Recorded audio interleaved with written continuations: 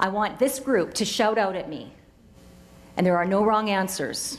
10 things that a cat and a refrigerator have in common. Go now. Purr. Hold on, sorry, hold on. Technology. Hang on. Purr.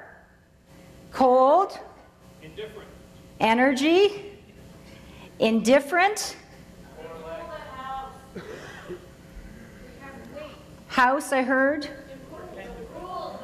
Rule the house. Wait. Important. They both die. Well, that's motivating. Food inside. They have a tail. They can be white. White. Center of the house. Somebody I think said that. I think it's the same as, yeah, important. Nourishing.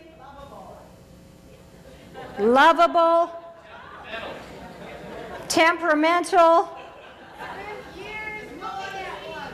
Years looking at one. Have to vacuum underneath. Vacuum underneath. Okay, this group's pretty creative. Here's a test for you after you leave this convention. I want you to look at every business you interact with and ask, what does this and this have in common? Because there is a link there for you to create in your business. I recently had a request to do an event, and the gentleman said, you know, you really should head up a website for this and do this, this, and this with it. And I thought, yeah, that's a great idea. Doesn't appeal to me, but it's a great idea. But the ideas are all around us. So take something that is in a business or industry, what does that have in common with you and your business? What can you borrow from it? How can you innovate with it? What service could you offshoot from it? If we could go back to my slides, please. So what's your bold? What are your multiple delivery channels? What are you doing beyond in 2012 to explore? And here's the thing.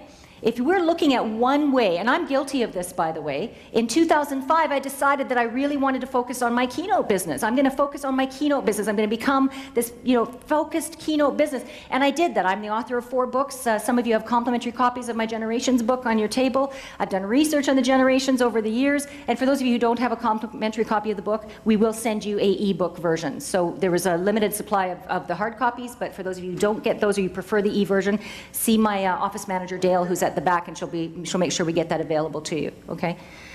But what we want to really look at is what are some of these different delivery channels. In 2008, I could see stuff happening. Everyone in this room probably had 2008 as a phenomenal year. It was a marker year, and I could see things starting. I'm like, okay, I got to be looking at different things. I've always consulted, and I've always had some coaching side, but I really didn't invest equal energy in it. And I decided at the time I needed to invest equal energy in those different distribution channels. I needed to create other ways of doing business, other audiences. For those of you who saw me keynote a number of years ago on the CAPS platform, I did a yoga move. I had many CAPS fellow mates think that that was silly, and I actually got quite a number of comments about it. But you know what? It turned into business for me.